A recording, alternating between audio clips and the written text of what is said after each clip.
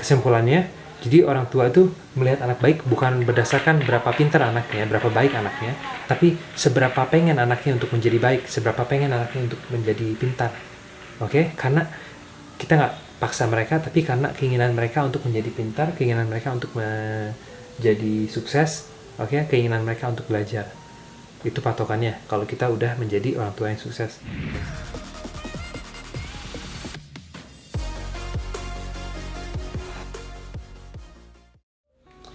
Halo, nama saya Ricky. Dalam video kali ini saya mau ngebahas kesalahan rata-rata para orang tua. Oke? Dan sebelum saya mulai, saya mau kasih tahu, saya ngejalanin sekarang life coaching, dimana kamu bakal belajar untuk upgrade mindset kamu, identitas kamu, supaya kamu bisa menjadi orang tua lebih baik. Dan saya ngebantu juga untuk mendapatkan goal keuangan kamu, kesehatan, ataupun hubungan dengan pasangan. Kalau kamu tertarik, tunggu sampai akhir dari video ini. Oke, mari kita lihat kenapa banyak orang tua yang garuk kepala, pusing, ini anak nggak bisa diatur segala macam ya, nggak ada habisnya, nakal banget anak. Ini alasan utama kesalahan rata-rata orang tua. Ini termasuk saya sendiri, karena anak saya yang 7 tahun sama 4 tahun nakal banget, sampai saya garuk-garuk kepala. Saya baca beberapa buku parenting dan akhirnya ngerti kenapa saya salah dan apa solusinya untuk para orang tua untuk bisa dapat anak yang baik. Oke, pertama, ini kesalahan pengertian dari orang tua, bahwa kalau mereka pengen punya anak yang pintar ataupun yang sukses, mereka harus paksain anaknya untuk sukses dan pintar dan baik.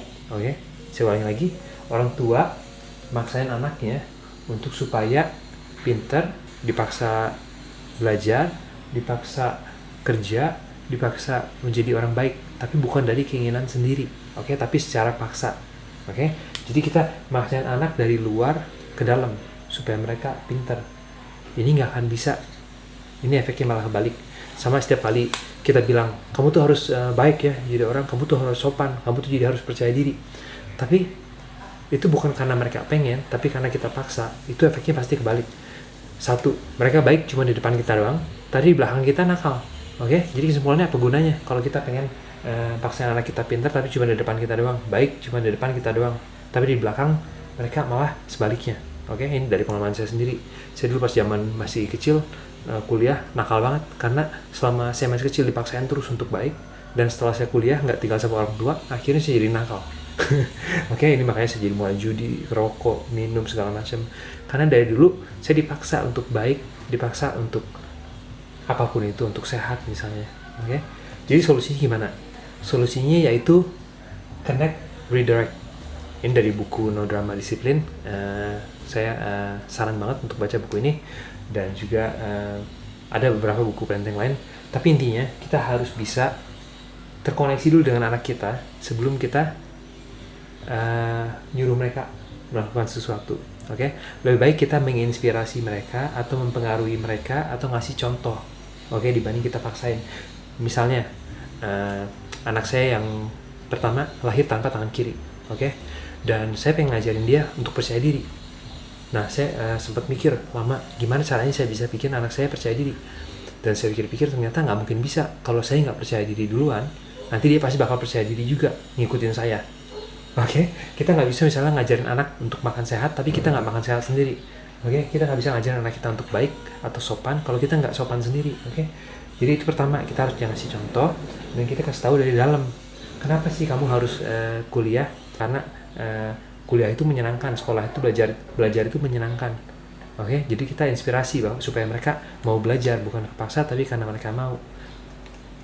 Dan terus terang ya, dari baca buku Chef Ali Sabari, sebenarnya kalau anak-anak kebutuhan dasarnya terpenuhi, yaitu disayang, didengar, oke, diperhatiin, anak-anak itu bakal menjadi anak yang pintar, anak yang rajin, anak yang sehat, anak yang baik, anak yang sopan, anak yang percaya diri secara otomatis tanpa dipaksa. Oke, saya ulangi lagi. Kalau kebutuhan anak terpenuhi, diperhatiin, didengar, dilihat, ya, mereka bisa menjadi individu yang emosinya terpenuhi, dan akhir-akhirnya masalah uang segala macam ini nggak akan jadi masalah. Oke, karena semua masalah uang ini adalah masalah emosi. Jadi lain kali kalau kita maksain anak kita untuk pintar, maksain anak kita untuk baik, kita stop dulu. kemungkinan besar kita lagi punya emosi yang negatif, makanya kita maksain anak kita untuk melakukan sesuatu. Lebih baik kita jelasin sesuatu tiap kali kita maksain mereka, oke? Nggak secara paksa, nggak secara hukum, nggak secara jerit-jerit, oke? Tapi kita terkoneksi dulu, baru kita ajakin untuk melakukan sesuatu. Dan ini masalahnya yang paling utama. Kalau kita nggak bisa terkoneksi dengan anak kita semenjak mereka masih kecil, oke? Jadi kita selalu paksain mereka. Suatu hari mereka jadi remaja, mereka nggak mau dengerin kita. Karena selama ini dipaksa dan mereka sekarang udah remaja, ngerasa lebih kuat dari kita, mereka nggak mau dengerin lagi. Kenapa? Karena koneksi kita sama anak kita tuh udah terputus, oke? Misalnya anak sejanti remaja, misalnya dia mungkin pacaran sama cewek yang drug addict, cewek yang candu narkoba, cewek yang bermasalah. Suatu hari misalnya saya mau ngasih saran, saya nggak bisa ngasih saran. Kenapa? Koneksinya udah terputus semenjak mereka masih kecil, oke? Makanya fokus kita sebagai orang tua sama anak yaitu punya koneksi sebagai teman. Jadi sampai anak kita udah umur berapapun, kita masih punya koneksi untuk bisa